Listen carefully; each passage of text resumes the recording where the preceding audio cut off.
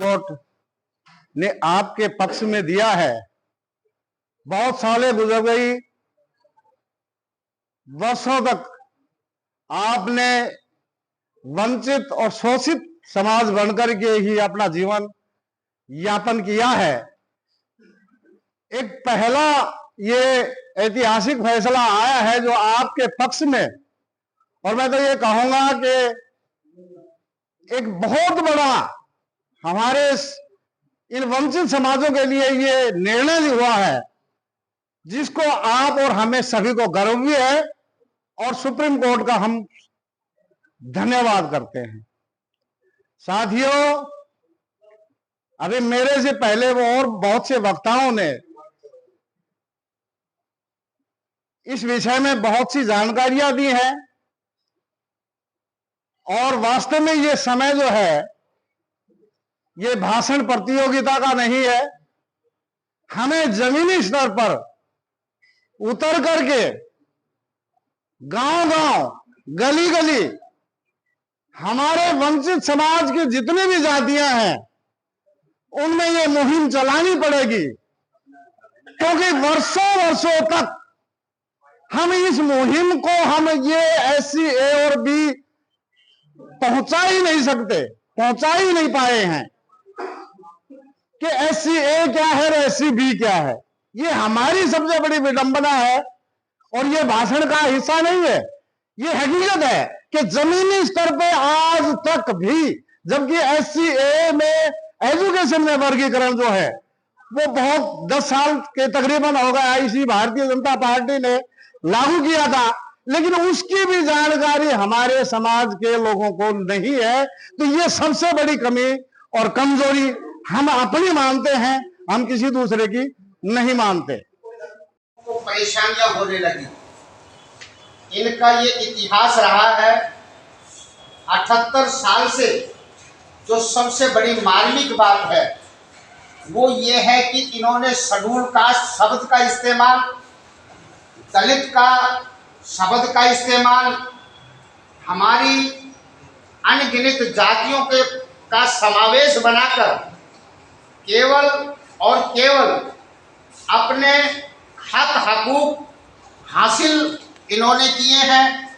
हमारे बुजुर्ग सीधे साधे भोले भाले लोग थे, वो इनकी कुत्सित चाल को नहीं समझ पाए, लेकिन आज वो समय आ गया है कि समय ने अंगड़ाई ली है और हम अपने अच्छे और बुरे को अच्छी तरह से जानने लग गए हैं।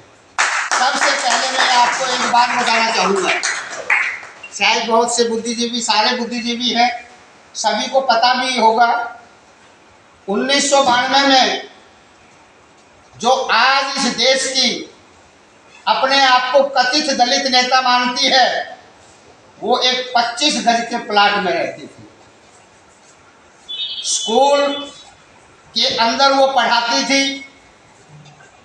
उनके समाज के जो लोग थे वो उसको महत्व नहीं देते थे, लेकिन ये चालबाज कौम से संबंध रखती थी और हमारे सीधे साधे लोगों को बहला फुसला कर इसने बहुजन समाज का एक गैर राजनीतिक मंच बनाया। ये लोग इस आड़ में जिन्होंने फायदा उठाया है, ये बहुत देर के बाद ये लोग साथ लगे हैं। हमारे पास इतिहास है, उनकी पूरी स्टोरी है। धानक वाल्मीकि दिल्ली के एक बहुत ही असरदार कौम है रही हैं, और इसने इनको बहकाकर उनको अपने साथ जोड़कर एक राजनीतिक पार्टी का गठन किया। और जब समय आया तो सबसे पहले धानक और वाल्मीकि को इसने इग्नोर किया। तो आज सबसे पहले तो हमें इस बात का संकल्प लेना है कि ये बहुजन पार्टी नहीं है, ये एक जन पार्टी है। आज से इसको कोई भी बहुजन के नाम से संबोधित नहीं करेगा, ये सिर्फ और सिर्फ एक समाज की पार्टी है। दूसरा, 1994 में तब डाटा आने लगे कि वास्तव में बाबा साहब भीमराव अंबेडकर जी ने जो आरक्षण का लाभ अंतिम छोर पे खड़े हुए व्यक्ति को देने का काम किया है वो उन तक नहीं पहुंचा, और एक ही समुदाय, एक ही बिरादरी इसका बेनिफिट लेती रही है। हमारे स्वर्गीय चौधरी अमर सिंह धानक जी ने उनकी रहनुमाई में भूतपूर्व मुख्यमंत्री चौधरी भजनलाल जी ने इस बात को एक्सेप्ट करके 1994 में SC A और SC B 2 वर्गीकरण की। आप सबको पता है कि जो ज्वलंत मुद्दा चला हुआ है उससे आप सारे वाकिफकार हैं, क्योंकि आप लोगों ने बहुत संघर्ष किया है, चाहे वो सुप्रीम कोर्ट के माध्यम से किया हो, चाहे रोड पे किया हो, चाहे सरकार के कर्णधारों से व्यक्तिगत रूप से मिलने के लिए किया हो। 78 साल से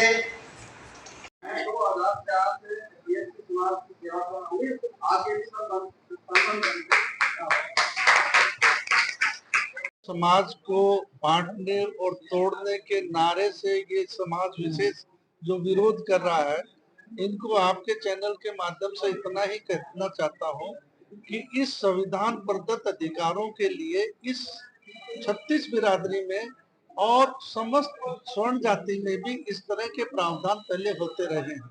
सबसे पहले 27% रिजर्वेशन बैकवर्ड क्लास का हुआ, उसमें भी समाज नहीं टूटा। उसके बाद उसी बैकवर्ड क्लास में BC A और BC B बनी, उसमें भी समाज नहीं टूटा। उसके पश्चात आदरणीय मोदी सरकार ने 10% रिजर्वेशन सवर्ण कास्ट में दिया, उसमें भी समाज नहीं टूटा। तो क्या SC A और SC B करने से समाज टूट जाएगा?